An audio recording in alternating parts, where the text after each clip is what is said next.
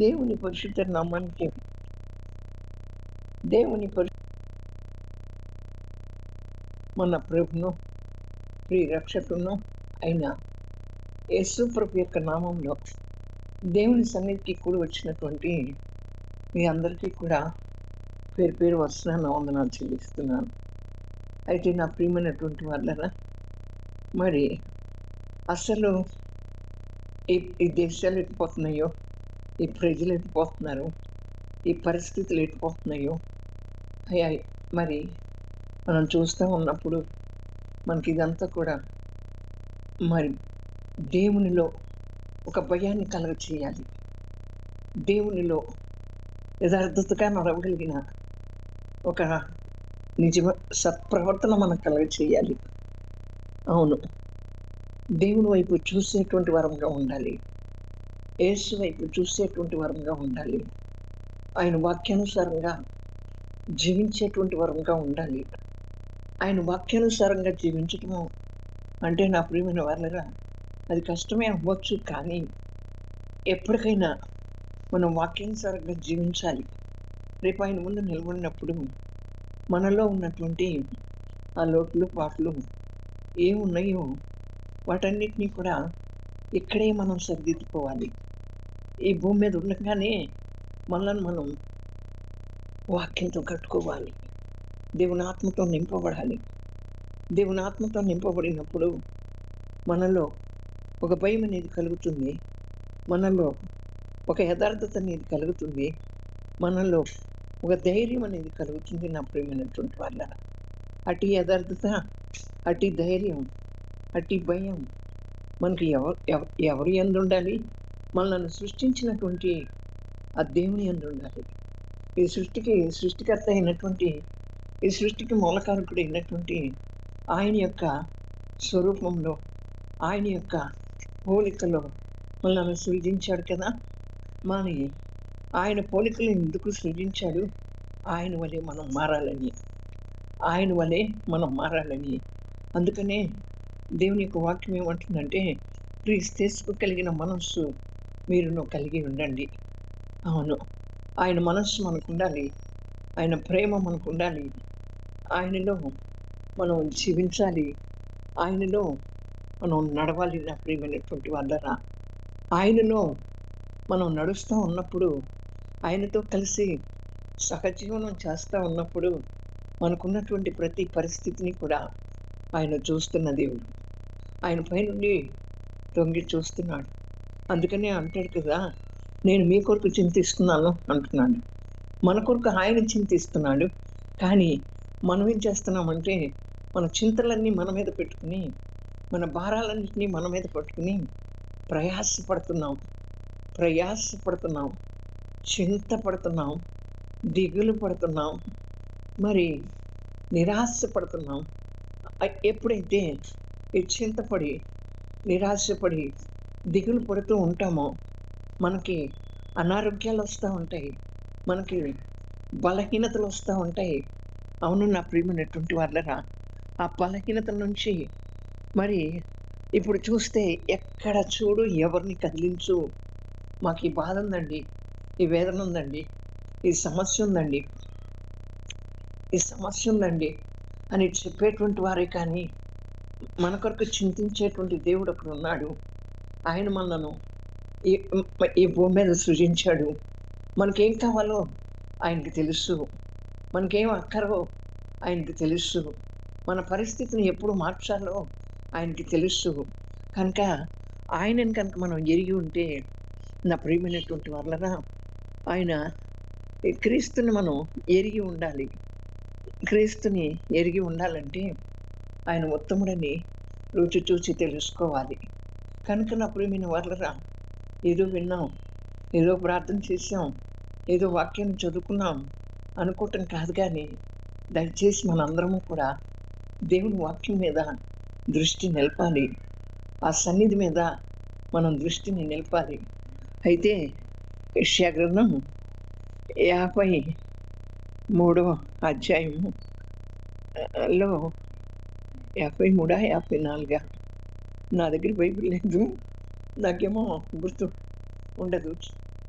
ప్రయాసపడి గాలివాన చేత కొట్టబడుచున్నదానా, నీ యొక్క గుమ్మాలు, నీ కట్టడాలు నీలాంఛనములతో కట్టబడతాయి అని దేవుని యొక్క వాక్యం సెలవిస్తూ ఉంది.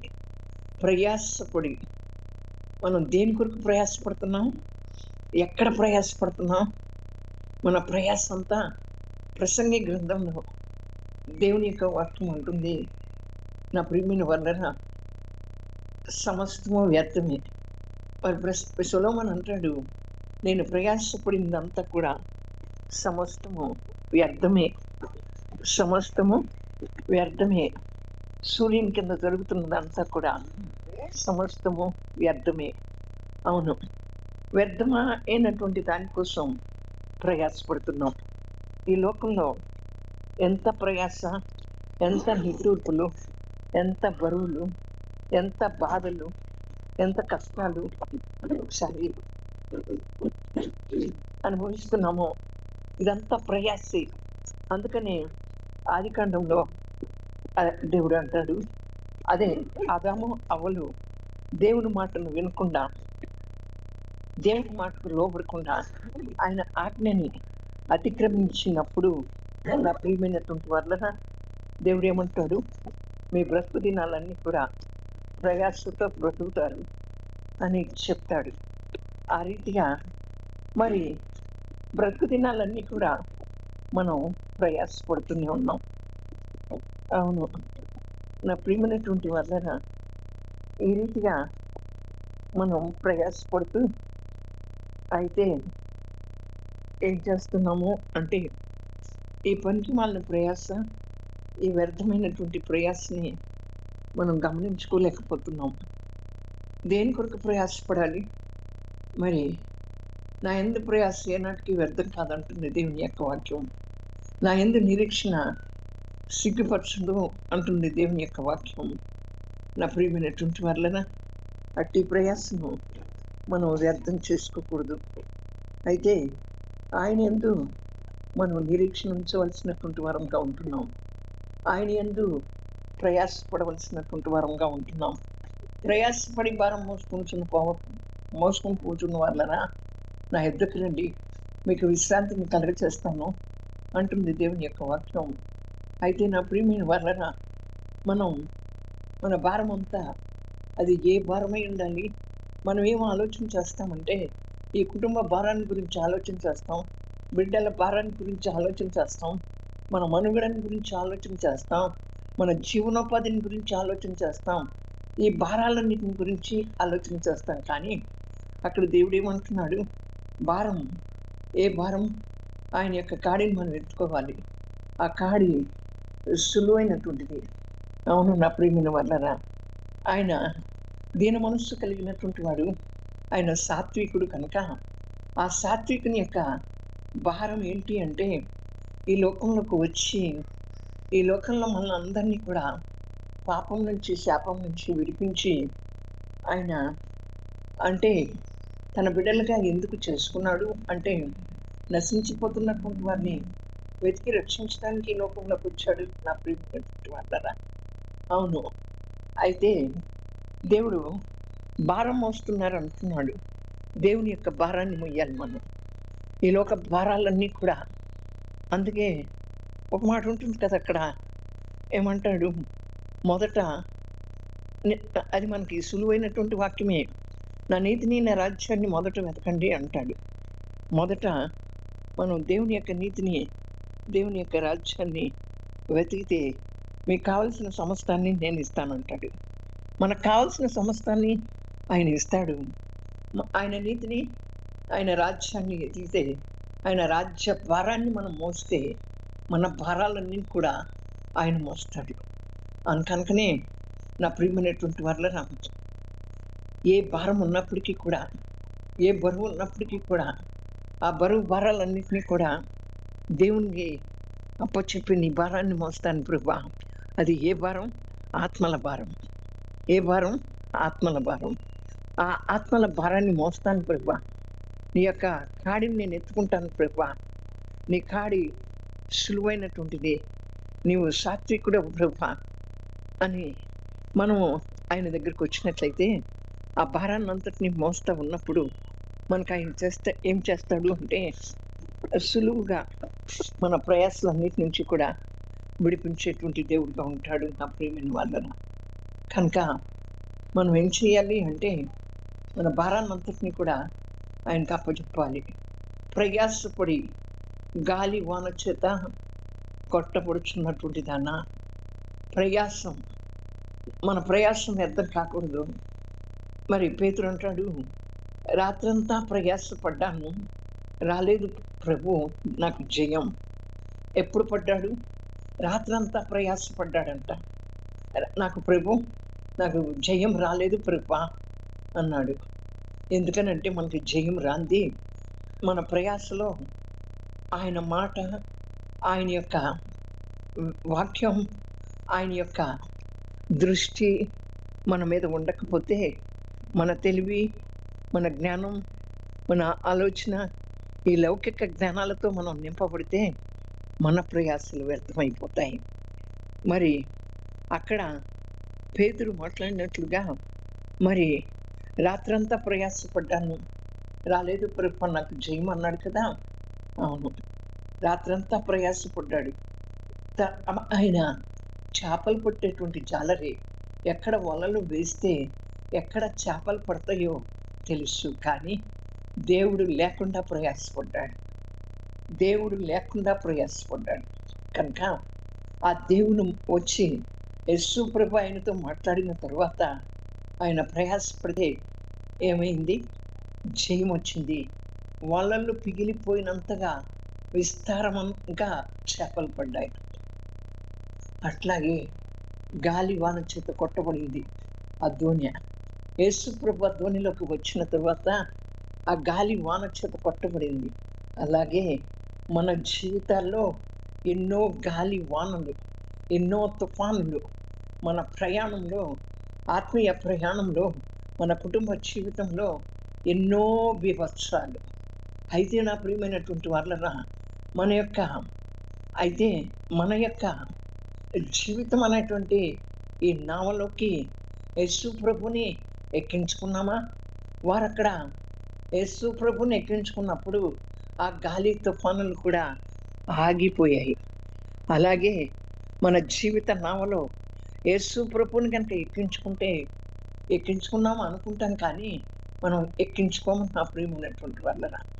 కనుక ఎక్కించుకున్నట్లయితే మనకు ఎదురయ్యేటువంటి గాలి తుఫానులు ఇవన్నీ కూడా మరి సమసిపోతాయి. అవన్నీ కూడా వాటంతట అవే వెళ్ళిపోతాయి నా ప్రియమైన వాళ్ళరా. ఎందుకంటే గాలి తుఫాను గద్దించగలిగినటువంటి శక్తివంతుడైనటువంటి దేవుడు మన పడవలోకి వస్తే, మన పడవలోకి, మన జీవితం అనేటువంటి నావలోకి వస్తే ప్రతి దాన్ని కూడా మనం ఎదుర్కోగలుగుతాం. ఆయన గద్దిస్తాడు.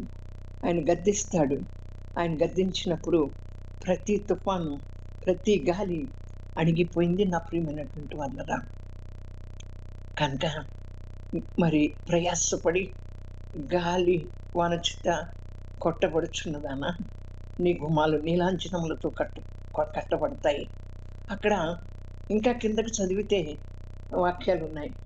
అయితే అక్కడ మరి ఏమని అంటే, మనం పెట్టుకునేటువంటి, మనం కొన్ని చూస్తాం కదా, బంగారపు వస్తువులను చూసినప్పుడు ఏమంటాము అంటే నా ప్రియమైన వల్ల ఏయో ముత్యాలు అంటాము. ఆ తర్వాత ఇంకేం చెప్తాము అంటే రత్నాలు అంటాము. ఆ తర్వాత ఏయో కెంపులు అని చెప్తాము. అయ్యో తర్వాత నీలాలని చెప్తాము. ఇలా చెప్తూ వస్తాము. వాటిట్లో అన్నమాట ఆయన చెప్తూ వస్తున్నాడు ఏమనంటే, నీ గుమ్మాలు నీలాంజనములతో కట్టబడతాయి. ఎప్పుడు? గాలి వానతో ప్రయాసపడి గాలి వాన చేత కొట్టబడుచున్నదమ్మా.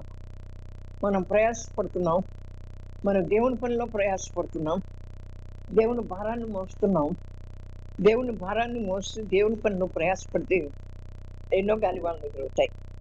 మన యొక్క జీవితంలోనే కాకుండా, మన బ్రతుకులోనే కాకుండా, ఈ యొక్క దేవుని యొక్క పనిలో కూడా సాతానుడు ఏం చేస్తాడంటే, నువ్వు ముమ్మరంగా దేవుని పనిని కొనసాగిస్తూ ఉన్నప్పుడు వాడేం చేస్తాడు, వచ్చేసి ఒక గాలివాన తుఫాను రేపుతాడు. ఆ గాలివాన తుఫాను రేపినప్పుడు మరి మనం ఏం చేస్తాం, అయ్యో అని కుంగిపోతాం. నా ప్రియమైనటువంటి వాళ్ళరా, కుంగిపోవద్దు. కానీ మనం ఎవరి వైపు చూడాలి? దేవుని వైపు చూడాలి. దేవుని వాక్యం వైపు చూడాలి. దేవునితో నడవాలి. ఎప్పుడైతే మనం దేవుని వైపు చూస్తామో, దేవుని వాక్యంతో మనం కనవేసుకుంటామో, దేవుని వాక్యంతో మనం ఉంటామో, ఆ దేవుని వాక్యం మనల్ని ఏం చేస్తుందంటే, మనను ముందుకి నడిపించేటువంటిదిగా ఉంటుంది. ఆ గాలి తుఫాన్లన్నింటినీ కూడా గద్దించేటువంటిదిగా ఉంటుంది. దేవుని వైపు చూడు. మన కొరకు దిగొచ్చాడు కదా ఆయన వైపు చూడు. ఆయన వైపు చూడు.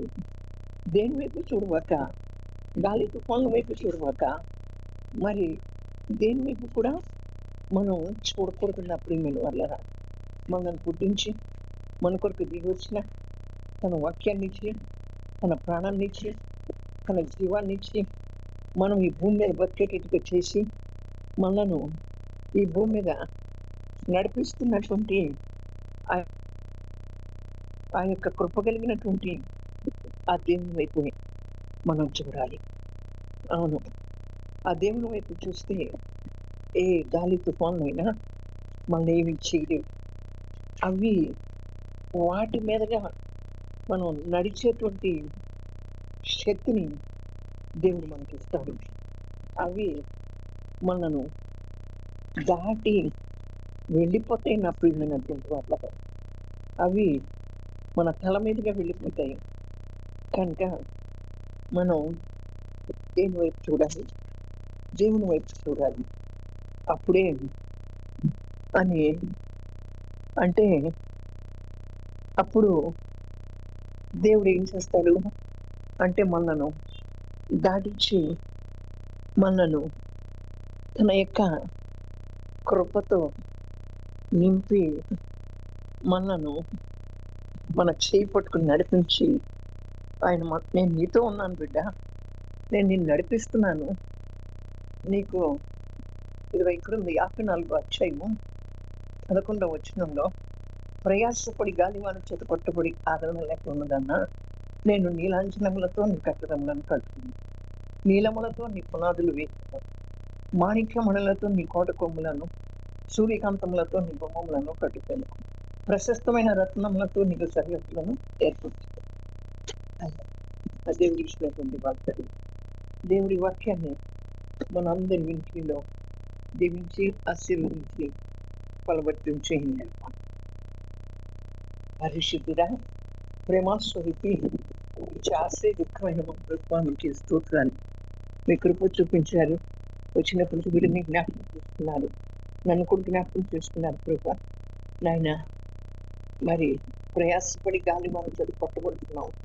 మా ప్రయాసాలన్నీ కూడా నీవు లేకపోతే వ్యర్థమే. ఎలా ప్రయాసపడినా నీవు లేకపోతే వ్యర్థం. నీ వాక్యం లేకపోతే వ్యర్థం. ప్రార్థనాత్మ లేకపోతే వ్యర్థం అని చెప్పి మీరు మాతో మాట్లాడినందుకు మీకే వందనాలు. చేరి వచ్చిన ప్రతి బిడ్డను కూడా జ్ఞాపకం చేసుకోండి. రాలేనటువంటి ప్రతి ఒక్కరిని కూడా మీ కృపలో జ్ఞాపకం చేసుకుని మరొక తరుణం ఇచ్చి వారిని తీసుకుని రండి ప్రభా. నీ ప్రేమతో నింపండి ప్రభా. అందరినీ కూడా జ్ఞాపకం చేసుకోండి ప్రభా. ముఖ్యంగా నా తండ్రి మీకే స్తోత్రాలు. మీ ఘననామానికి మైం తెచ్చుకోండి. ఈ సన్నిధి సరిహద్దులేని విషయాలు పడుతుంది. అవును ప్రభా, ఇంకా అనేక మందిని చేర్చండి. ఏసయ్యా మీకే స్తోత్రాలు. మీరే సహాయం చేయండి. మీ నామానికి ఘనత మహిమ ప్రభావాలు తెలుసుకోమని త్వరగా రానైనా యేసు ప్రభు యొక్క శక్తి కలిగిన నామంలో ప్రార్థించబడి ఉన్నాము. ఆమేన్.